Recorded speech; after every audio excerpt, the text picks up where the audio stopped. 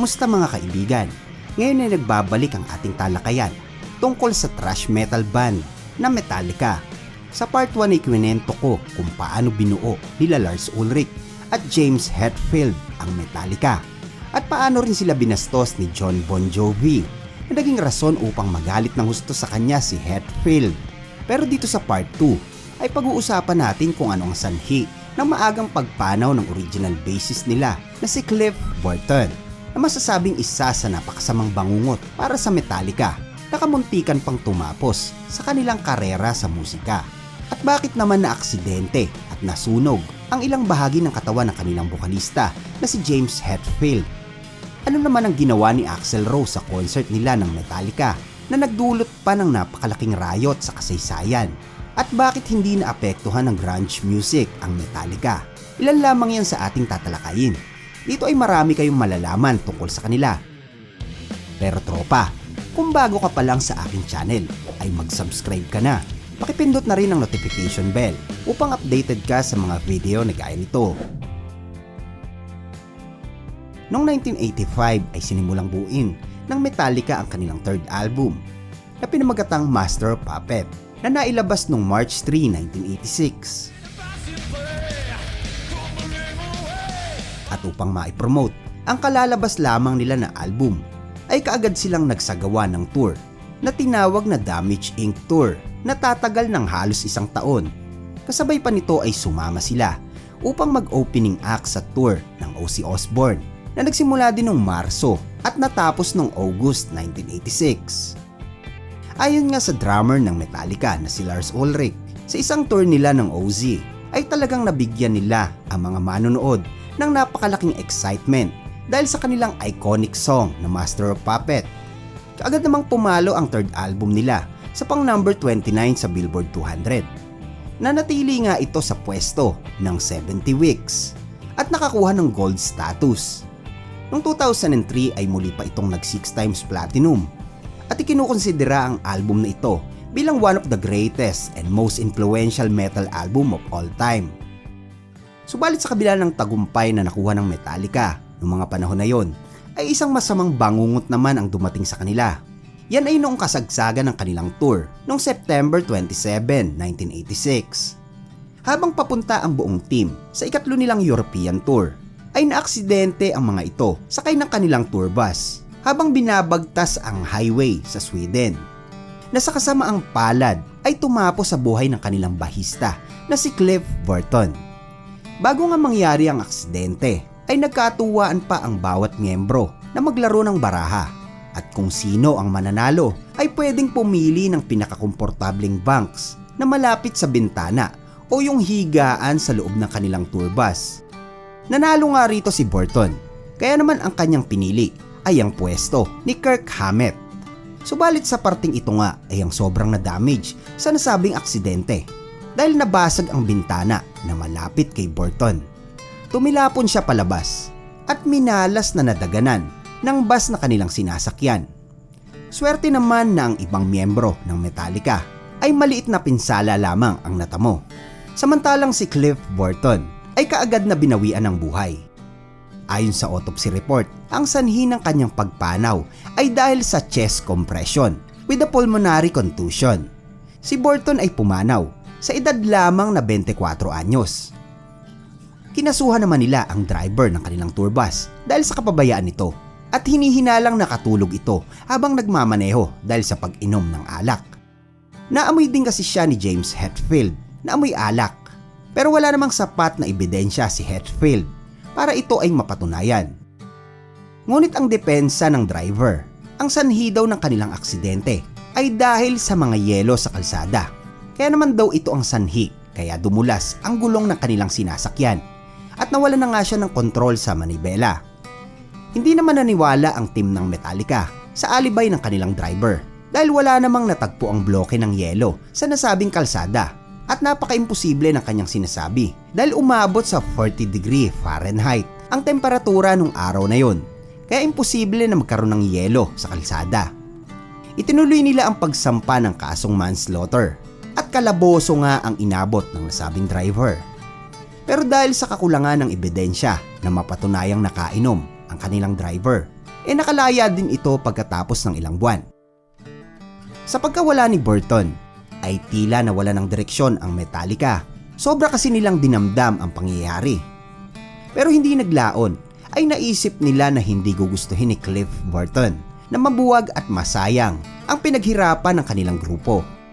Kaya naman sa basbas na rin ng naulilang pamilya nito, ay muling nagpatuloy ang 3 member na naiwan sa Metallica. Kahit na tumagal lamang sa kanilang grupo ng 3.5 taon, ang bassist nila na si Cliff Burton, ang kanyang mga ala-ala at musical legacy ay hindi nila makakalimutan dahil malaki talaga ang kanyang naibahagi sa kanilang banda na Metallica. At maraming nagsasabi na isa itong henyo sa musika at humubog sa kanilang tugtugan mula una hanggang 2nd album. Ang Metallica ay nagsagawa ng audition upang makahanap ng papalit sa naiwang pwesto ni Burton. Daang-daang mahuhusay na musikero ang sumubok. Kasama na nga dito ang childhood friend ni Hammett na si Les Claypool mula sa bandang Primus. Pero ang talagang nakaagaw pansin sa kanila ay ang bassist na si Jason Newsted ng thrash metal band na Flotsam and Jetsam. Dahil inaral muna nito ang lahat ng kanta ng Metallica bago sumabak sa nasabing audition. Kaya nung ipresent niya ito, ay labis talagang na-impress ang bawat miyembro. Lalo na ang drummer nila na si Lars Ulrich. Sa hindi nakakaalam ay kasama din sa pagpili na magiging bagong bassist ng Metallica ang mga magulang ni Cliff Burton. Noon niyang marinig ng mga ito na tinugtog ni Newsted ang mga kanta ng banda, ay niyakap siya ng nanay ni Burton at nagwikang "You're the one, please be safe." Kaya naman hindi na nagdalawang isip ang grupo na kunin si Newsted bilang bagong bahista. Pero sa isang banda o grupo ay hindi lang ang husay sa pagtugtog ang mas importante. Tinitignan din dito ang pag-uugali at haba ng pasensya ng bawat member. Dahil nun niyang makuha nila si Jason Newsted, ay dumaan pa rin ito sa iba't ibang pagsubok. Hindi para pagtripan, kundi para sukatin ang kanyang pasensya at nang sa ganon ay mabuo na rin ang kanyang chemistry sa bawat miyembro ng Metallica. Winelcome nga nila si Jason sa kanilang tour sa Japan sa pamamagitan ng isang wasabi prank. Binigyan nga siya ni Hammett ng isang ice cream, pero ang totoo pala ay may kahalo itong wasabi. Tumawa nga lang itong si Newsted sa kanilang ginawa. Pero sa isang restaurant sa Japan, nung sila ay kumakain, ay isa-isang nawala ang miyembro ng Metallica at tanging si Newsted na lamang ang naiwan. Sabay lumapit ang isang waiter, dala ang bill ng kanilang mga nakain. Nasyak talaga ito sa nangyari dahil sobrang laki ng babayaran sa nasabing resto. Pero wala siyang magawa kung di bayaran ang kanilang mga na-order. Ang unang live performance ni Jason Newsted ay noong November 18, 1986 sa The Country Club sa Reseda, California. Pero noong November 17, 1986 ay una na silang naglabas ng compilation album na pinamagatang Cliff M. All. Ito ay naglalaman ng kanilang mga kanta at mga video footage na kasama si Cliff Burton na binuo nila upang maging tribute para sa kanya. Noong September 1988 ay nailabas ng Metallica ang album na Injustice for All. Ito naman ang pinakaunang album nila na pumasok sa top 10 sa Billboard 200. Nag-certified platinum ito 9 na linggo matapos itong mailabas. Sa sumunod na taon noong 1989 ay natanggap ng Metallica ang unang nominasyon sa Grammy Awards para sa Best Hard Rock Metal Performance category. Ang Metallica nga ang paborito ng lahat na manalo, pero ang parangal ay binigay sa bandang Jethro Tull. Ang naturang awards night ay talagang naging malaking kontrobersya sa mga tagahanga at mga press. Noong mga oras na yon ay nakatayo ang Metallica sa likod ng backstage at naghihintay na matanggap ang parangal matapos nilang i-perform ang kantang One. Samantalang ang bandang Jethro Tull ay hindi naman nakapunta dahil sinabihan ang mga ito ng kanilang manager na wag nang dumalo dahil ang Metallica ang mananalo sa nasabing nominasyon. Naging maugong talaga sa media ang usaping ito noong mga panahon na yon. Kaya naman napasama ito sa Entertainment Weekly's Grammy bilang 10 biggest upset. Taong 1990 ay nang sumabak ang Metallica sa one-on-one recording studio sa North Hollywood upang mag-record para sa kanilang susunod na album na self-titled na Metallica o mas kilala sa tawag na The Black Album. Si Bob Rock na dating nag-produce ng album ng ilang sikat na banda tulad ng Aerosmith at Bon Jovi ay hired ng Metallica bilang kanilang music producer.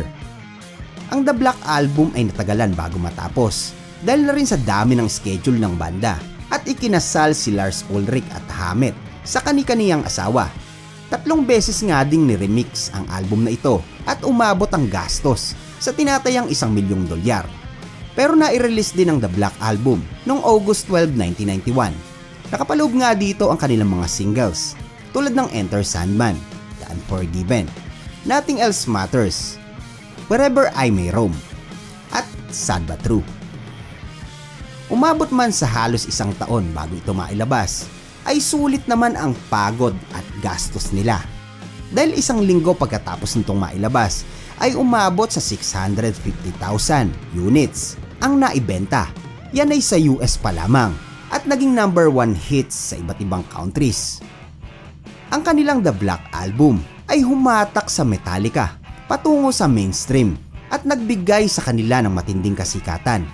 Ito nga ay naging 16 times platinum at tinawag na 25 best-selling album sa maraming bansa. Napakatindi talaga ng pag-angat ng Metallica na kung dati ay binubuli lang ng Bon Jovi, malamang sa malamang ay mahihiya na sila dahil nga sobrang sumikat na ang grupong Metallica. Pero kung ikaw ay walang hilig sa ganitong uri ng tugtugan, ay marahil nasasabihin mong walang kwenta ang Metallica dahil puro ingay lamang ang kanilang dala. Dahil nga hindi ka nakaka-relate sa dala ng kanilang musika at marahil ay hindi ka lumaki sa panahon na ito at ibang music ang iyong pinapakinggan. Kaya peace man! Noong September 1991, kasama ang AC/DC at Pantera ay nagtanghal ang Metallica sa harap ng 1.6 million na katao na ginanap sa Moscow na unang open-air rock concert para sa Soviet Union. Ito ay naging parte din ng Monster of Rock series na isa sa kinikilalang napakalaking concert na naitala sa kasaysayan. At noong April 1992 ay nakasama ring tumugtog ang Metallica sa Freddie Mercury tribute concert. Subalit noong October 8, 1992 ay nagkaroon naman ng aksidente at sobra talagang nagalit ang napakaraming manonood sa ginanap na Guns N' Roses Metallica Stadium Tour sa Olympic Stadium sa Montreal. Habang nagtatanghal ang Metallica, ay nagtamo si James Hetfield ng 3rd degree burn sa kanyang mga braso, kamay, hita at muka.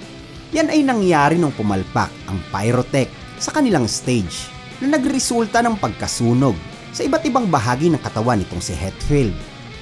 Kaagad namang itinigil ng Metallica ang kanilang pagtatanghal. Pero dito naman nagsimulang mainis ang mga manonood. Dahil nga sa nangyaring insidente, ay nagkaroon ng 2 oras na break. Pero umabot ito ng halos 4 na oras.